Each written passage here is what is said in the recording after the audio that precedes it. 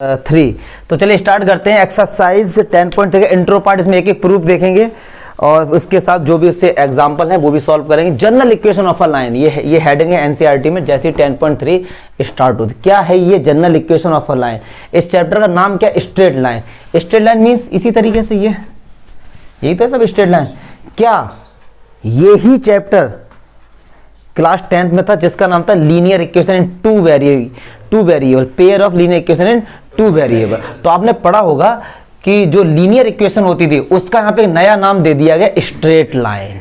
और उसकी standard form क्या होती थी, अगर याद आ रहा हो, ax plus by plus c equals to where a b c are real numbers.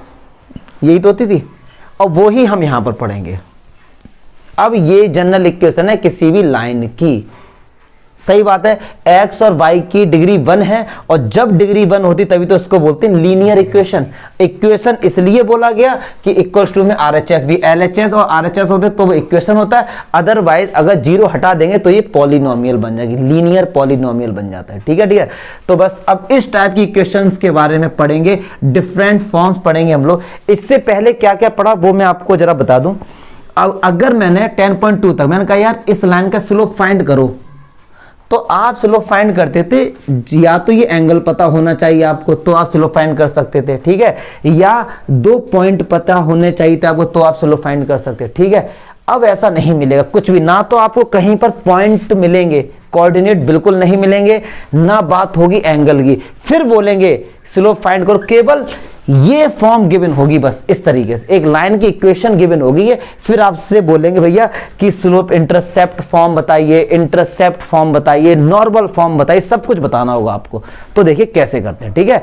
तो मैं दोनों तरफ कंपेयर करके चलूंगा कि पहले अभी तक हम लोगों ने क्या पढ़ा था और क्या नहीं। तो चलिए देखते हैं। अच्छा, ये एक हमारे पास लाइन की इक्वेशन स्टैंडर्ड फॉर्म यही है। अब फिर एनसीईआरटी में आ गया है कि डिफरेंट फॉर्म्स, इस लाइन की डिफरेंट फॉर्म। तो पहली फॉर्म क्या है, स्लोप इंटरसेप्ट फॉर्म बताइए।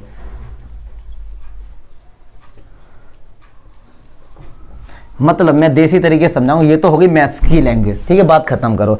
मैंने कहा ये एक लाइन की इक्वेशन है, ये लाइन है तो जरूर इसका स्लोप होगा।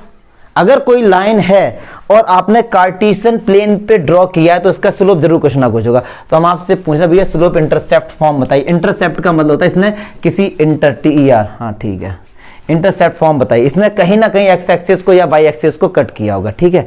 तो अब सुनो ध्यान से रहा, हमारे पास अब 10.2 को रिकॉल कराऊंगा और इसके थ्रू इसको प्रूफ करूंगा, ठीक है। ये वाली लाइन होती थी, इसने इसको 0, c पे कट किया होता था, तो इस लाइन की इक्वेशन होती थी y equal to mx plus c, ठीक है।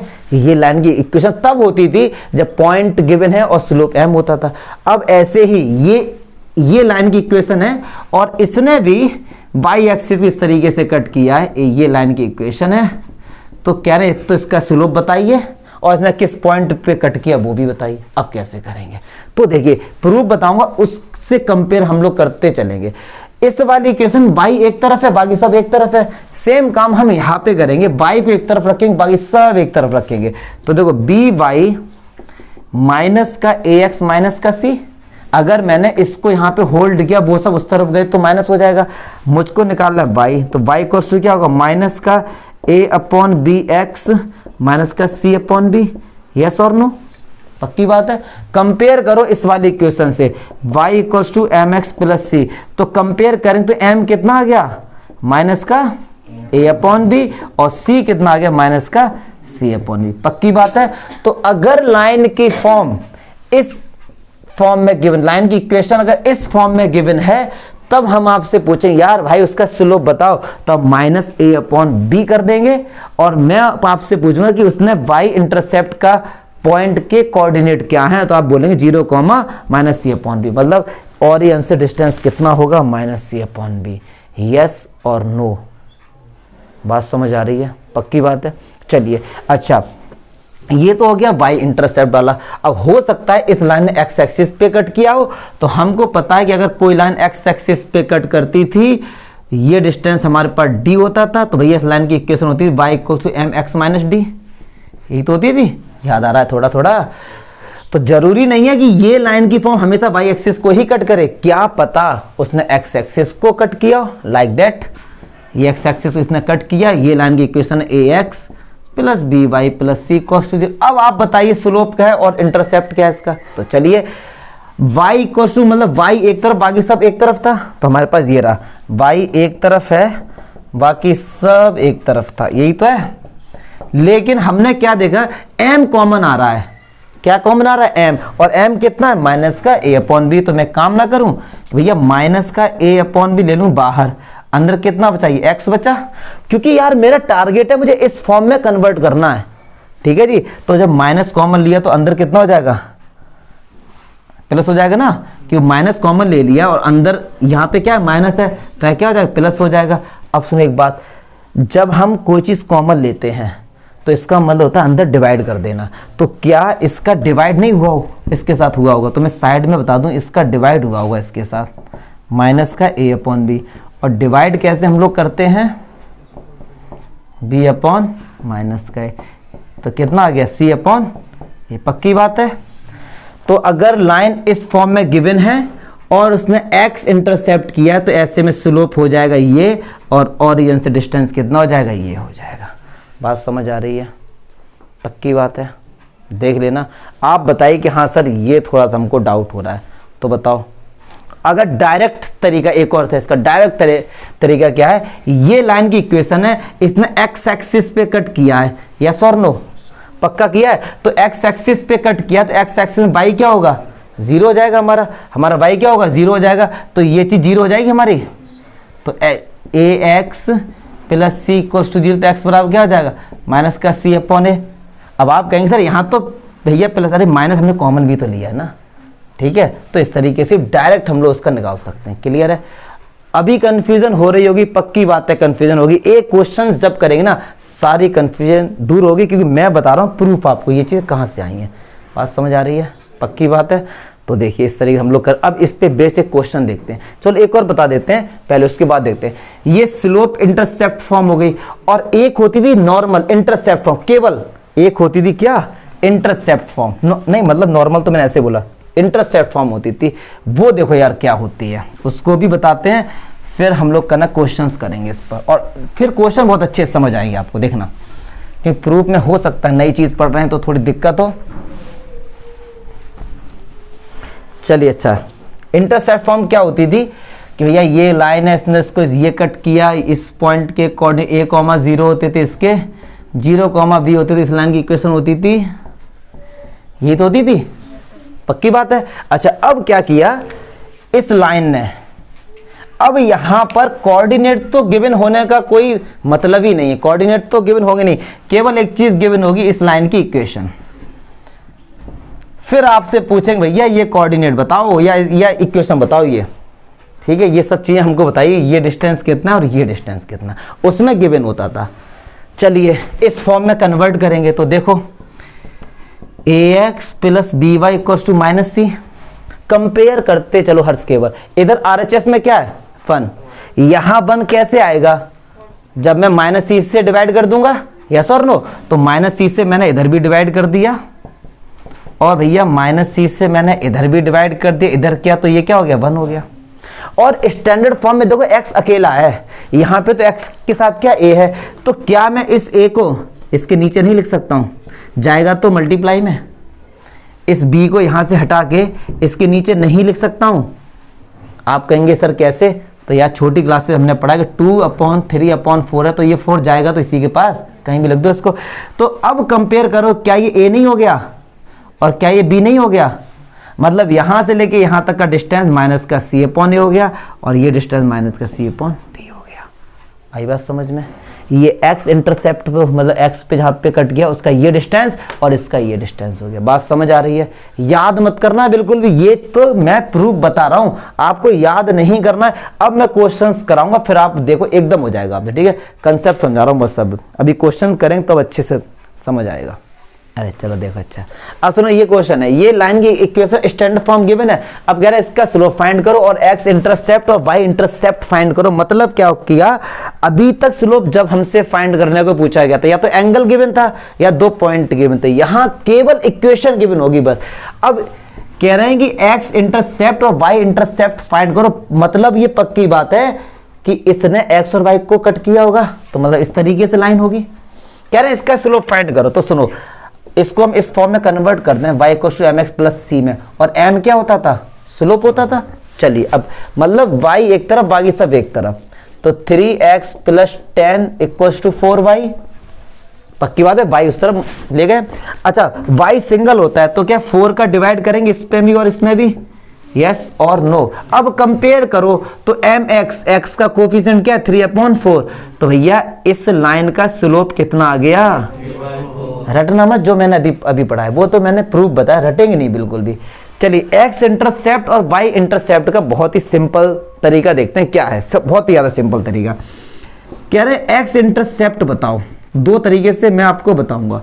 एक्स इंटरसेप्ट का मतलब इस लाइन ने एक्स एक्सिस पर इसको कट किया होगा, तो पक्की बात है कि एक्स एक्सिस पर कट किया होगा, ये तो 0 होगा, वाई क्या होगा 0 होगा। पक्की बात है वाई क्या होगा 0 होगा, तो ये तो 0 ही हो गया। तो 3x + 10 = 0, तो x कितना आ गया माइनस का 10/3, मतलब ये डिस्टेंस कितना आ गया माइनस का 10/3। डिस्टेंस है तो पॉजिटिव होगा, लेकिन कोऑर्डिनेट की अगर हम बात करते हो तो -10/3 हो। पक्की बात है। अब कह रहे हैं कि y इंटरसेप्ट फाइंड करो। y इंटरसेप्ट पे यार हमको पता है कि x 0, इधर का पता नहीं क्या होगा, लेकिन ये पक्की बात x 0 होगा, तो x 0 होगा, ये 0 हो गया, पक्की बात है। तो ये कितना आ गया माइनस का 4y प्लस का 10 = 0, -4y = -10 कैंसिल हो गया, y कितना आ गया 10/4 मतलब 5/2। और देखो यहां से भी आ गया था हमारा 10/4, क्यों y = mx + c में c क्या होता था, y इंटरसेप्ट होता था, यहां से हम लोग बता सकते थे। एक और तरीका क्या, y इंटरसेप्ट कितना आ गया, एक और तरीका क्या कि इसने दोनों एक्सिस पर कट किया, मतलब इंटरसेप्ट फॉर्म में कन्वर्ट कर देंगे, इस वाले फॉर्म में x/a, इसमें कन्वर्ट कर दो, a होगा x इंटरसेप्ट, b क्या होगा y इंटरसेप्ट। चलिए भैया कन्वर्ट करते हैं यार इसमें, तो 3x - 4/10 उस तरफ जाएगा तो माइनस का हो जाएगा। हमको RHS बनाना है 1, तो -10 से क्या करेंगे डिवाइड करेंगे, तो ये कितना आ गया 3 माइनस और ये प्लस हो गया = 1। लेकिन ऐसे में x क्या था अकेला होता था, तो -3 नीचे नहीं आ जाएगा, 4 नीचे नहीं आ जाएगा। देखो आ गया x इंटरसेप्ट -10/3 और y आ गया 10/4। कोई होशियार ऐसा तो नहीं है कि सर यहाँ माइनस ऊपर है यहाँ माइनस नीचे है, भैया माइनस तो कहीं भी लगा दो, ऊपर नीचे बीच में, ऊपर का ही माना जाता है। क्लियर है, कितने सारे तरीके से हम लोग कर सकते हैं इंटरसेप्ट। क्लियर है। अब एक एग्जाम्पल करा दिया, अब हम लोग पढ़ेंगे नॉर्मल फॉर्म, उसका प्रूफ करेंगे, फिर उस पर एग्जाम्पल देखेंगे। मोस्ट इंपॉर्टेंट है उसका प्रूफ समझेंगे। चलिए कोई डाउट हो रहा बताओ, पक्की बात है ना, सिंपल है ये। हाँ प्रूफ तो यार मैं बताता हूं। चलिए अच्छा देखते हैं नॉर्मल फॉर्म। अगर मैं अभी तक की बात करूं, अभी तक हम लोगों ने क्या पढ़ा था, ये पढ़ा था यार प्लीज, ये एक लाइन है, ठीक है डियर, और ओरियन से परपेंडिकुलर डिस्टेंस है p, और इसने जो एंगल बनाया anti clockwise positive direction x से, तो इस लाइन की इक्वेशन होती थी x cos omega plus y sin omega = p, ये होती थी।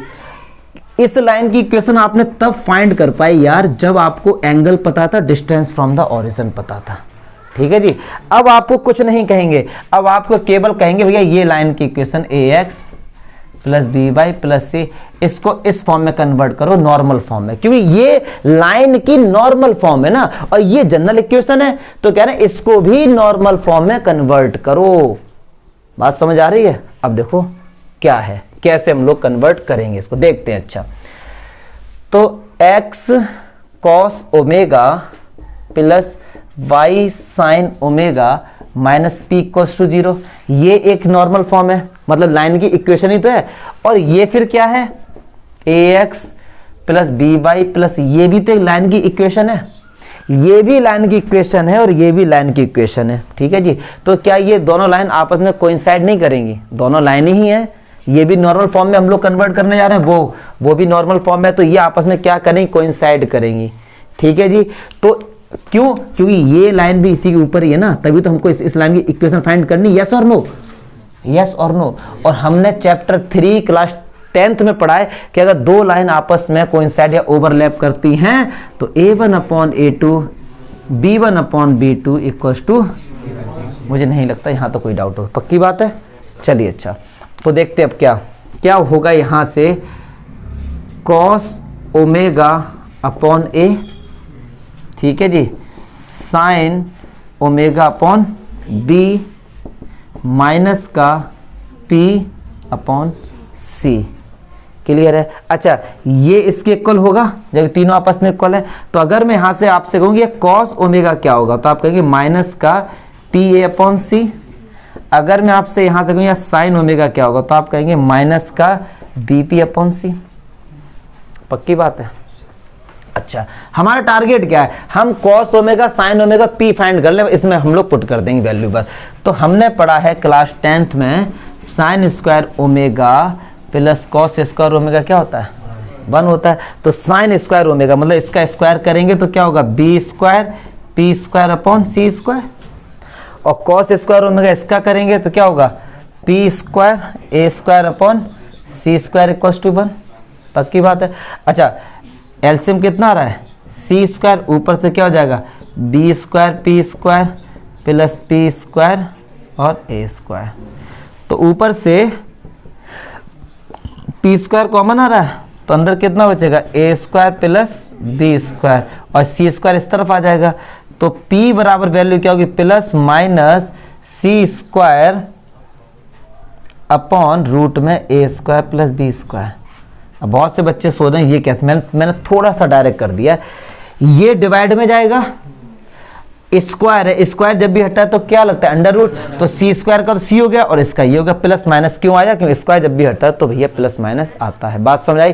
P की वैल्यू ये नहीं निकल कर आ गई। अच्छा, P की वैल्यू हमारे पास निकल के आ गई। अब cos ओमेगा, तो cos ओमेगा क्या है? माइनस का P/C। P की वैल्यू कितनी है?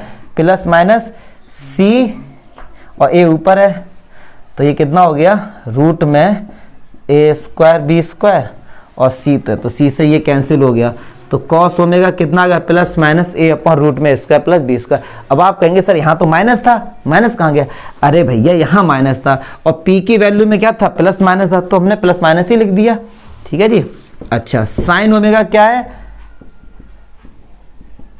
साइन माइनस का B, P कितना है? प्लस माइनस C रूट में A square plus B square, ये कितना? C।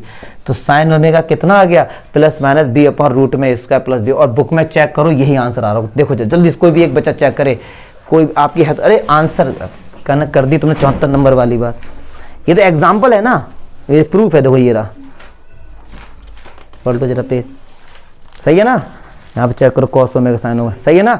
तो अब ये आप लोग याद कर लेना, क्योंकि आपसे वो कहेंगे भैया कि नॉर्मल फॉर्म में कन्वर्ट करो, तो या तो आप लोग भैया प्रूफ करना ये, अदरवाइज इतना याद कर लो कि cos ओमेगा होता है प्लस माइनस A पर रूट में square plus B square, sin omega होता है प्लस माइनस B पर रूट में स्क्वायर प्लस B स्क्वायर, और P होता है प्लस माइनस C पर रूट में A square plus B square. बात समझ आई?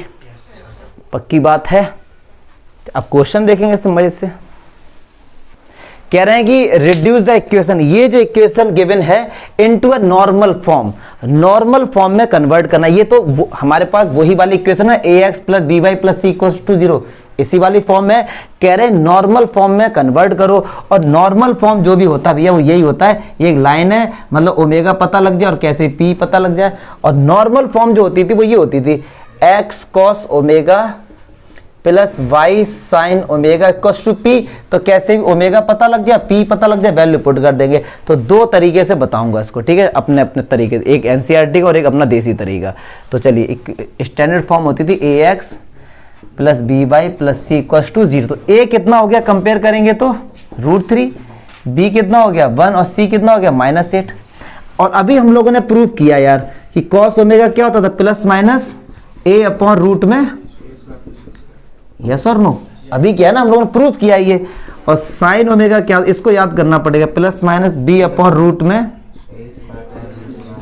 और पी जो होता था, हाँ पी क्या होता था, प्लस माइनस, ठीक है जी। चलिए वैल्यू पुट करिए, तो ए की वैल्यू क्या है √3, और ए स्क्वायर मतलब √3 का स्क्वायर 3, बी का स्क्वायर 1, तो ये कितना हो गया √3/2 प्लस माइनस, ठीक है जी। अच्छा जी, हाँ क्यों 3 + 1 4, 4 का √2। अच्छा बी कितना 1 और ये कितना है रूट में 4, तो ये कितना प्लस माइनस 1/2, ठीक है जी। चलिए सी हमारे पास कितना है माइनस का 8 और रूट में वो ए स्क्वायर प्लस बी स्क्वायर 4, तो ये कितना हो गया माइनस का 8/2, और ये हमने कैंसिल कर दिया माइनस का 4। लेकिन ये बताओ यार पी होता क्या था, डिस्टेंस फ्रॉम द ओरिजिन, क्या डिस्टेंस कभी नेगेटिव होगा, तो ये कितना हो जाएगा प्लस का 4। आई बात समझ में। तो अब भैया केवल यहाँ पे वैल्यू, अब बड़ी समस्या आ रही है किस में, यहाँ 4 में, ये तो अंडर 4 का तो 2 हो गया, 2 से ये कैंसिल हो गया, -4 आया कायदे में, और डिस्टेंस तो क्या होता है हमेशा पॉजिटिव होता है। अब सुनो, हमेशा ध्यान रखेंगे ये कॉस ओमेगा, यहाँ पे जो ओमेगा है वो दोनों में सेम आना चाहिए। अब ये पॉजिटिव एक्स एक्सिस से एंगल बनता है, √3/2 अगर मैं आपसे कहूँ भूल जाओ, प्लस माइनस रूट cos 30 की वैल्यू होती है ना, cos 30 की तो वैल्यू होती है √3/2, और ये किसकी होती है sin 30 की, मतलब जो 30 डिग्री है वो 0 और 90 के बीच में है, मतलब एक्यूट है, और 0 से लेके 90 तक cos क्या होते हैं, cos sin क्या होते हैं पॉजिटिव, cos sin के सारे ही पॉजिटिव होते हैं, ऑल शुगर टू कॉफी से। तो यार कुछ नहीं करना, केवल वैल्यू पुट कर दो यहाँ पे। तो x cos ओमेगा की वैल्यू कितनी है यहाँ, cos 30 plus y sin 30 equals to p कितना है 4। ये आ गया देखो इस फॉर्म में हमारे पास, ओमेगा भी पता लग गया 30 आ गया, ओमेगा कितना आ गया 30 आ गया, और p कितना आ गया हमारे पास 4 आ गया।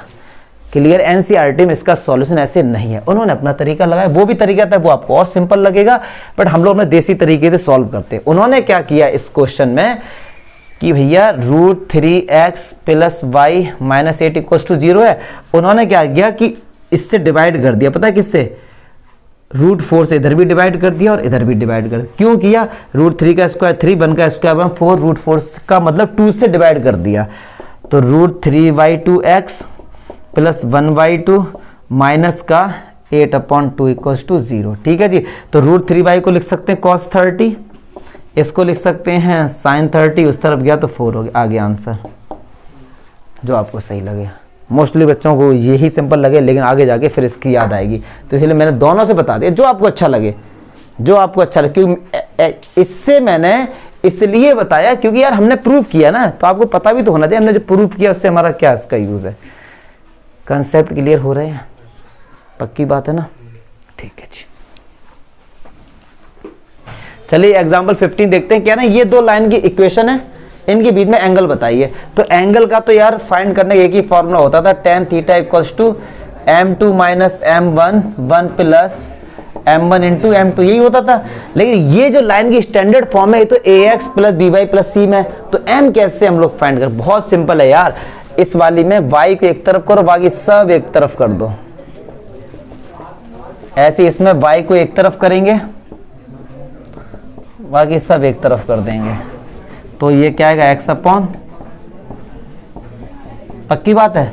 अब कंपेयर करो y equal to mx plus c, तो ये m हो गया, m मतलब स्लोप, तो इसका स्लोप कितना हो गया √3। अच्छा इसका स्लोप कितना हो गया, तो यार अब आगे तो मैं सॉल्व करूंगा नहीं, put the value get the answer, बस स्लोप फाइंड करना सिखा दिया आपको, ठीक है, इसमें वैल्यू पुट कर देना। चलिए दूसरा क्वेश्चन ये कह रहे हैं कि ये दो लाइन की स्टैंडर्ड फॉर्म गिवन है, कह रहे हैं ये प्रूफ करो कि अगर दो लाइन पैरेलल हैं तो ये कंडीशन सेटिस्फाई होगी, अगर दो लाइन परपेंडिकुलर है तो ये कंडीशन सेटिस्फाई, ऐसा प्रूफ करना है हमको। हम नॉर्मल देसी तरीके से सॉल्व करेंगे, y को एक तरफ बाकी सब एक तरफ। तो फर्स्ट इक्वेशन की बात करते हैं, अगर b1y तो माइनस का a1x माइनस का c1, तो y कितना हो गया माइनस का a1 अपॉन b1 x और माइनस का c1 अपॉन b1। क्लियर है, ये पहली इक्वेशन आ गई। दूसरी इक्वेशन में भी क्या करेंगे, y को एक तरफ b2y माइनस का a2x माइनस का c2, तो y कितना हो जाएगा माइनस का a2 अपॉन b2x और माइनस का, अच्छा ये इस वाले लाइन का ये स्लोप हो गया m1 और इस वाले लाइन का ये स्लोप हो गया m2। और हमको पता है अगर if lines are parallel, line क्या है आपस में अगर पैरेलल है तो हमको पता है m1 बराबर क्या होता है, प्रूफ किया हम लोगों ने। तो चलिए इन दोनों को बराबर रखो, माइनस का a1 upon b1 equals to minus का a2 अपॉन, तो देखो यही तो कंडीशन है, अगर लाइन पैरेलल है तो ये कंडीशन सेटिस्फाई हो गई। फिर कह रहे हैं लाइंस अगर परपेंडिकुलर है, तो हमने पढ़ा कि अगर लाइंस परपेंडिकुलर होती हैं तो इनके स्लोप का प्रोडक्ट क्या होता है -1 होता है। अभी लास्ट क्वेश्चन और है यार, एग्जांपल और देखते हैं। तो ये कितना माइनस का a1 upon b1 dot product minus का, तो माइनस माइनस प्लस हो गया है, तो a1 a2 upon b1 b2 equal to minus का 1, b1 b2 का इस तरफ क्या होगा मल्टीप्लाई होगा, तो a1 a2 equal to minus का, अब ये इस तरफ आ जाएगा तो क्या हो जाएगा, ये तो प्रूफ करना था, कहाँ माइनस है, ये इस तरफ जाएगा, इस तरफ देखो यहाँ पे प्लस होगा, देखना था, क्योंकि इन दोनों का प्रोडक्ट -1 है। क्या प्लस है माइनस है, प्लस है ना, हाँ तो प्लस होगा यार। चलो ठीक है प्लस है। लास्ट एग्जांपल और देखते हैं इस पार्ट का, मतलब और भी एग्जांपल है, क्लियर है ना। या मिसप्रिंट है यहाँ पे प्लस होगा, तुम बेटा हटाते रहो, यहाँ पे ना प्लस है मिसप्रिंट है। चलिए लास्ट एग्जांपल देते हैं, इसके बाद प्लीज फिर पार्ट 2 में देखेंगे नेक्स्ट वाला। ये कह रहे हैं एक लाइन की इक्वेशन फाइंड करो जो लाइन इस लाइन के क्या है परपेंडिकुलर है और इस पॉइंट से होती हुई जा रही। तो अगर मैं इसका डायग्राम बनाता हूं तो ये लाइन की इक्वेशन ये रही, x minus 2y minus 3 equal to 0। इस लाइन की इक्वेशन फाइंड करनी है, इस लाइन की, ये इस पे क्या है परपेंडिकुलर है और इस पॉइंट से होती हुई जा रही है, ठीक है जी। तो कोई भी लाइन किसी एक पॉइंट से होती हुई जाती है तो भैया इसकी इक्वेशन होती है y माइनस y1 बराबर m x माइनस x1, तो ये x1 और ये y1, तो y minus y1 m x minus x1। अब यार m फाइंड करना है केवल, तो इस लाइन का स्लोप मान लो m1 है और इस लाइन का स्लोप मान लो m2 है। इन दोनों का डॉट प्रोडक्ट, मतलब इनका प्रोडक्ट करेंगे तो -1 आएगा, तो इसका स्लोप तो निकाल लेंगे ना हम लोग। तो कैसे आएगा x minus 3 equal to 2y, इससे डिवाइड कर दो तो y equal to mx plus c m कितना हो गया 1/2 हो गया। तो इसका स्लोप m1, इसका 1/2 -1, तो m1 कितना आ गया -2। यहाँ पे हम लोग कितना रख देंगे भैया -2 रख देंगे। अब सॉल्व कर देना, ये इस तरफ आ जाएगा 2x plus y equal to 0, ठीक है। तो ये लाइन की इक्वेशन आगे एकदम सही आ रहा होगा हमारा, हाँ सही आ रहा है एकदम, ठीक है। तो पार्ट 2 में अब नेक्स्ट देखेंगे इंट्रो पार्ट में डिस्टेंस वाला विद प्रूफ विद एग्जांपल।